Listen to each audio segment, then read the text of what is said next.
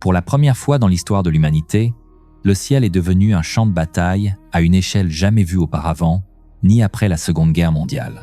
Les planificateurs alliés sont allés très loin pour briser l'Allemagne d'Hitler depuis les airs. Et en réponse, les Allemands sont allés tout aussi loin pour s'assurer qu'ils ne le pourraient pas. Ce qui a suivi a été un tel carnage que l'expression attrapée de la flaque est devenue un terme encore utilisé aujourd'hui. Et maintenant, vous allez comprendre exactement pourquoi. Bon, alors, pour que tout ait du sens, commençons par le début, puis avançons de là de manière logique et chronologique. Dans les années précédant la Seconde Guerre mondiale, tous les camps qui allaient bientôt se battre les uns contre les autres réfléchissaient chacun de leur côté à ce à quoi ressemblerait la nouvelle façon de combattre, et ils préparaient leurs armées en conséquence. Mais la pratique est souvent différente de la théorie. Lors de la précédente guerre mondiale, l'importance de l'aviation a été prouvée. Ainsi, les États-Unis et l'Allemagne ont tous deux essayé de trouver la meilleure façon d'employer les avions militaires. Les Américains étaient particulièrement fascinés par les bombardiers lourds à long rayon d'action et l'idée qu'avec eux employés dans ce qu'on appelle le bombardement stratégique. La guerre pourrait être gagnée, être même sans mettre les pieds sur le sol du pays ennemi. Ils pensaient que si vous larguiez suffisamment de bombes sur les infrastructures d'un pays, sa capacité à faire la guerre serait complètement détruite s'il n'avait plus de carburant et d'usines, et les forces terrestres pourraient alors marcher pour nettoyer. Cela a conduit au développement du bientôt légendaire Bedic-Sept Flying Fortress. Il avait une autonomie et une charge de bombes révolutionnaires pour l'époque, et sur le papier, il semblait plus que prometteur. Cependant, les Allemands faisaient leurs propres préparatifs dans le plus grand secret. Malgré l'interdiction de développer des armes en vertu du traité de Versailles, les stratèges militaires allemands sous Adolf Hitler anticipaient la menace des nouveaux bombardiers lourds et travaillaient à une contre-mesure. Ils n'ont pas mis beaucoup d'efforts dans les bombardiers lourds eux-mêmes, nulle part près autant que les Alliés. Les Allemands se sont concentrés sur les bombardiers moyens et en piqué, et ils ont créé des chasseurs de pointe, comme le Béchaf 109, qui était littéralement le meilleur chasseur au monde quand il est apparu, et bien sûr, ils ont mis au point de nouveaux canons anti-aériens communément connus sous le nom de Flak. Cela signifie Fliegerabwehrkanon, ce qui veut dire canon de défense aérienne en allemand. En observant les capacités des nouveaux bombardiers américains et britanniques, les Allemands savaient que leur industrie était menacée. Ainsi, le futur plus grand ennemi des bombardiers alliés était maintenant développé, le Flak 18, mieux connu sous le nom de 428. Alors, disons maintenant quelque chose à son sujet et pourquoi il était si spécial. Le canon anti-aérien, Flak de 8 cm, serait développé à partir d'un canon allemand éprouvé de la Première Guerre mondiale du même calibre.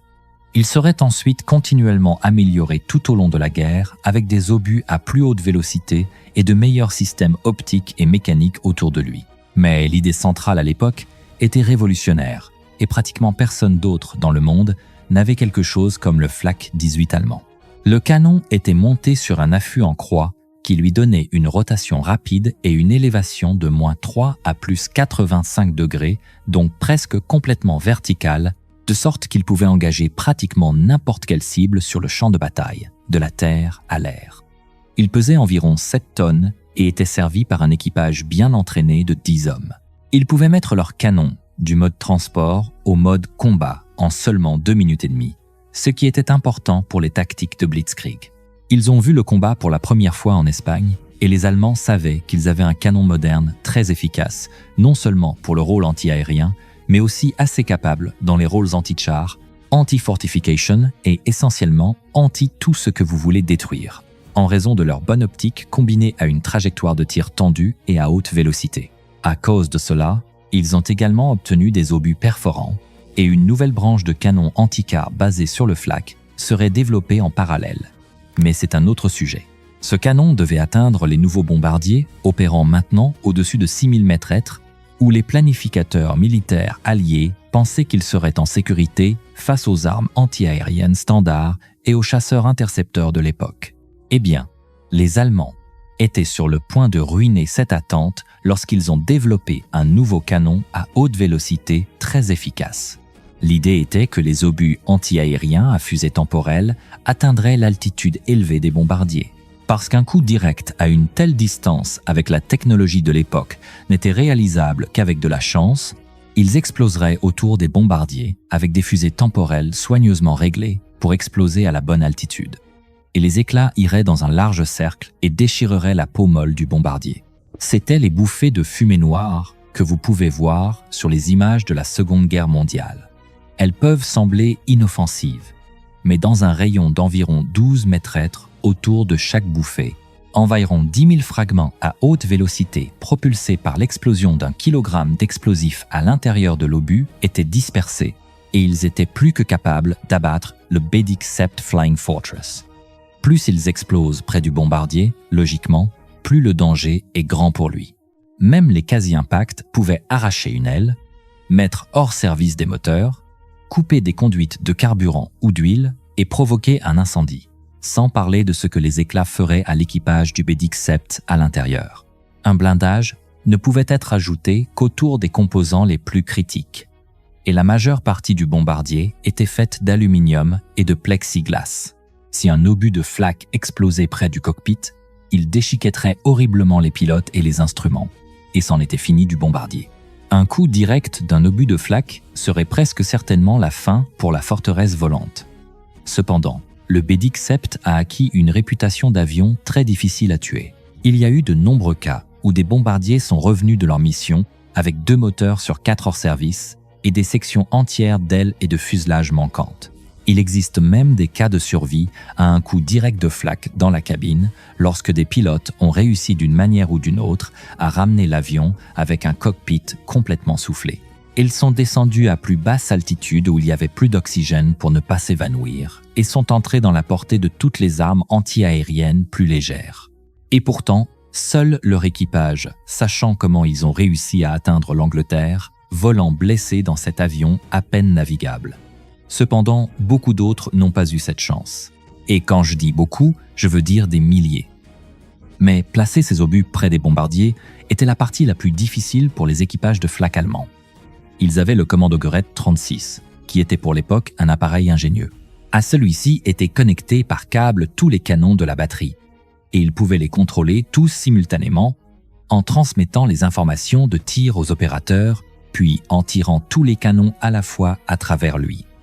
Le problème, cependant, était la technologie au début de la guerre, qui manquait de la capacité de déterminer réellement la bonne portée et l'altitude des bombardiers, puis de régler les obus pour qu'ils explosent exactement là. Avant le radar, cela se faisait principalement par approximation et, par chance. Cependant, cela allait radicalement changer dans les quelques courtes mais turbulentes années à venir. Avant le début de la campagne de bombardement alliée, quelques 2600 premiers Flak 18 en service n'avaient pas beaucoup de travail pour abattre des avions. Cela se faisait principalement avec les chasseurs que nous avons mentionnés, le Bechaf 109, qui découpait les avions pour la plupart plus anciens sans trop de difficultés. Mais la défense anti-aérienne allait tout d'un coup devenir la priorité absolue lorsque l'opération Point Blanc a commencé. La première utilisation au combat du Bedic Sept Flying Fortress est en fait venue avec la Royal Air Force britannique à la Mi-9 141. Les Britanniques ont obtenu les premiers modèles C et D qui leur ont donné des résultats assez décevants. Ils n'avaient pas de mitrailleurs de queue, ce qui s'est avéré être une erreur cruciale lorsque les chasseurs intercepteurs allemands les ont attaqués, et il manquait également de blindage autour des composants critiques. Cela ne s'est pas bien passé avec le flak qui explosait autour d'eux. Ces problèmes ont été rapidement résolus dans les modèles suivants, empilant plus d'armes et plus de blindage, le modèle G atteignant finalement 13 mitrailleuses de calibre 12, 7 mm dans diverses tourelles et positions. Les mitrailleuses étaient destinées à protéger les bombardiers des chasseurs ennemis. Et pour multiplier leur puissance de feu, parce que le Bedic Sept était assez stable à piloter et avait la première forme primitive de pilote automatique, ils arrangeaient d'énormes formations de dizaines de bombardiers volant tous serrés ensemble. Ils auraient des ailes repliées en dessous et au-dessus les uns des autres.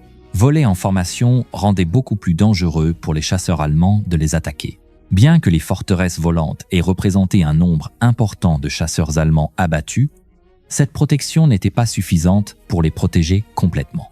Et eux, en retour, ont également subi des pertes énormes des chasseurs. Mais comme vous avez entendu comment le flak fonctionne, voler en formation réduisait les risques des chasseurs ennemis, mais ne faisait qu'augmenter le risque en ce qui concerne le flak. En 1943, la 8th Air Force américaine décollant de base en Angleterre a commencé une offensive soutenue sur des cibles en profondeur dans le territoire tenu par les Allemands avec des centaines de Buddy Accept. Les Britanniques expérimentaient les raids de bombardement avant les Américains. Et ils ont rapidement appris que les raids de jour étaient un énorme non-non, exactement à cause des chasseurs-intercepteurs ennemis et du flak. Ils sont passés aux raids de nuit, sacrifiant la précision de bombardement et se tournant davantage vers le bombardement de terreur, attaquant les villes allemandes plus que l'industrie. Mais les Américains étaient convaincus qu'avec leurs viseurs de bombardement Norden, qui promettaient une précision révolutionnaire et des forteresses volantes lourdement armées et blindées, ils pouvaient survivre en plein jour. Ils compenseraient le risque supplémentaire par des raids d'une précision chirurgicale sur les usines les plus cruciales de l'Allemagne pour soutenir la guerre, en particulier pour la production d'avions. S'ils pouvaient couper la tête de la Luftwaffe, la puissante armée de l'air allemande, ils auraient une supériorité aérienne complète et rendraient la guerre beaucoup plus courte, combattant sans opposition depuis les airs. Eh bien, c'était la théorie. En pratique, plus de 8000 bombardiers ont été abattus avec 40% de leurs équipages tués tout au long de la guerre, tandis qu'environ 70% des bombes ont touché tout sauf leur cible prévue. Mais les Allemands n'allaient pas laisser cela se produire facilement. Ainsi, en seulement 2 semaines d'opération, plus de 200 bombardiers ont été perdus lors de raids en profondeur sur l'Allemagne. Et tout le concept de bombardement stratégique a rapidement été remis en question pour savoir s'il devait être annulé. Mais ils ont poussé obstinément aux dépens de milliers de vies de jeunes équipages. Parce que les Alliés ont maintenant intensifié leur mission de bombardement 24 heures sur 24, en alternance avec les bombardements britanniques de nuit et américains pendant la journée. Les Allemands savaient qu'ils devaient faire quelque chose en réponse. Ils ont redéployé des chasseurs d'élite du front de l'Est et ont commencé à encercler leurs usines et villes les plus importantes avec des ceintures de canons de flak. Mais le flak maintenant n'était plus le vieux flak 18 guidé par approximation du début de la guerre. Les 88 ont été affinés et améliorés et maintenant les flak 36 et 37 sont devenus nettement plus meurtriers pour les forteresses volantes en plein jour.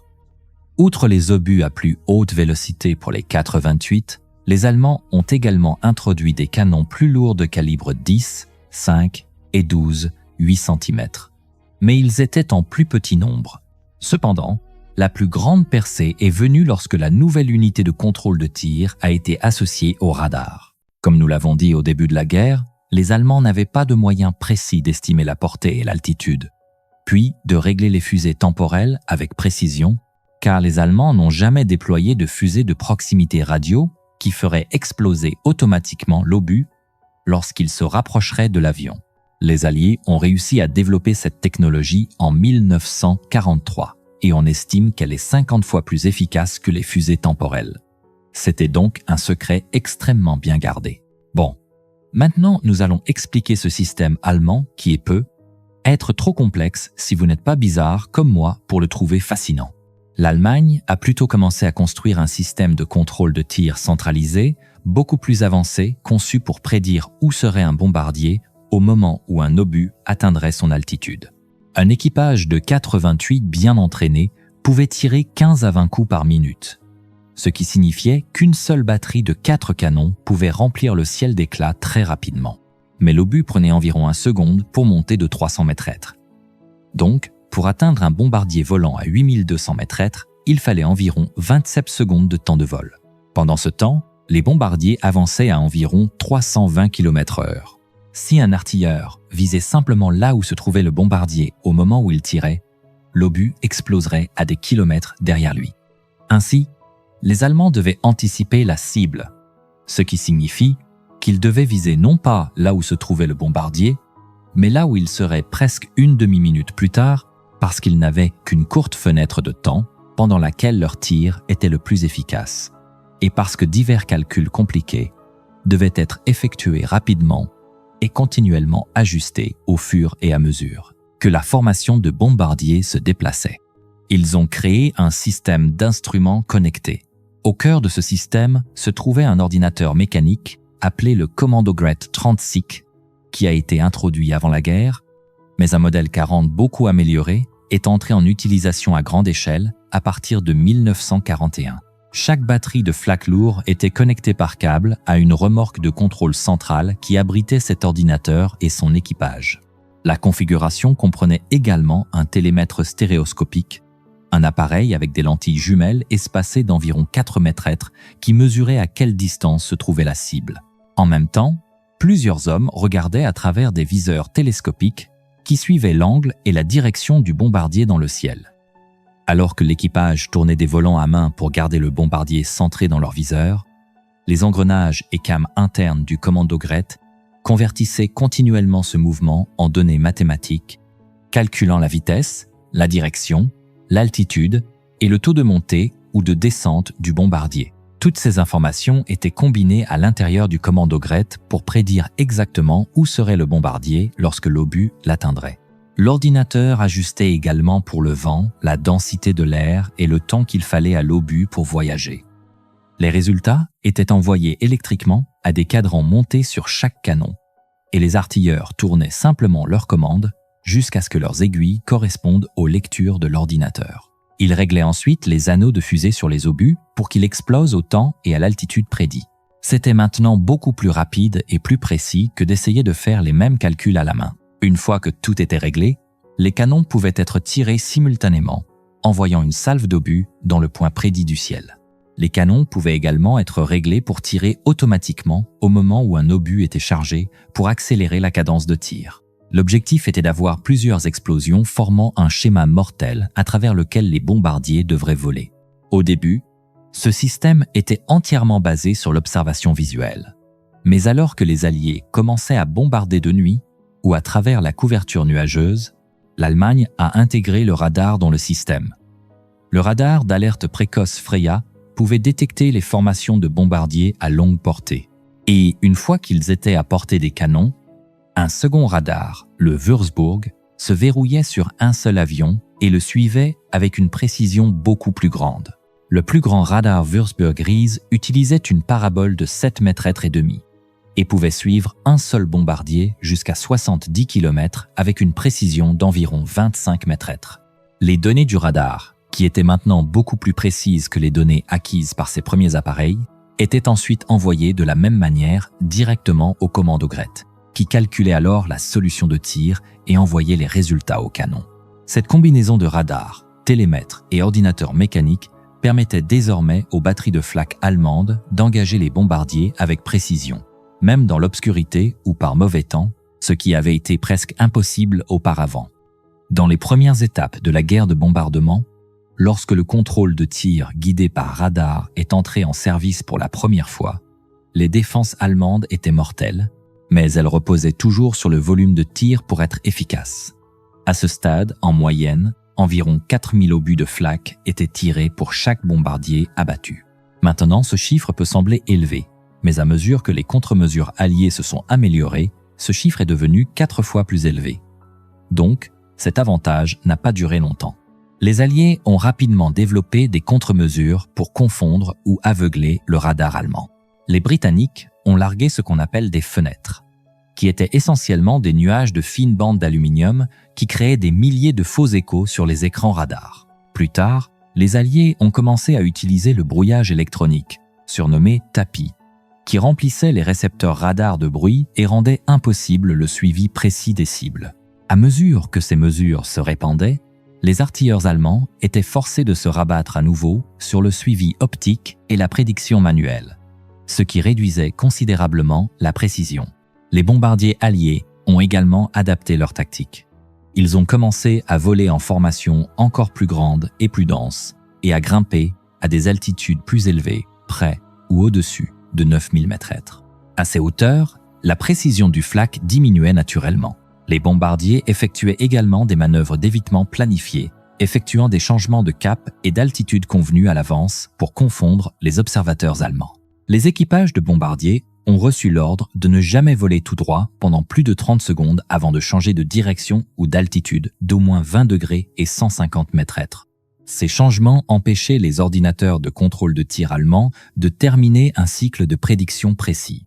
Parce que si vous vous souvenez, l'obus avait besoin d'environ 30 secondes pour les atteindre. Donc, s'il changeait d'altitude toutes les 30 secondes, il était beaucoup plus difficile de prédire où il serait. Et les obus de flak exploseraient en dessous ou au-dessus de la formation de bombardiers. Lorsque le radar et les prédicteurs échouaient, les Allemands recouraient au tir de barrage, qui était une tactique brute mais toujours mortelle. Au lieu de calculer précisément où seraient les bombardiers, les artilleurs tiraient essentiellement à l'aveugle dans une large zone avec des obus réglés pour exploser à diverses altitudes. De cette façon, le volume de tir garantissait qu'au moins certains obus toucheraient leur cible. Cela transformait maintenant les manœuvres d'évitement alliés et les calculs allemands en un grand jeu de coups chanceux ou malchanceux selon le camp dans lequel vous étiez. À mesure que la guerre s'éternisait, et avec les équipages antiaériens qualifiés pour la plupart tués, le nombre moyen d'obus de flak tirés par bombardiers alliés abattus était d'environ 16 000.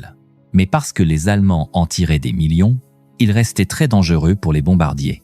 Et au fait, les équipages de flak avaient un taux de perte assez élevé d'environ 70% ou plus, car ils étaient toujours positionnés autour de cibles précieuses qui voyaient beaucoup de raids de bombardement.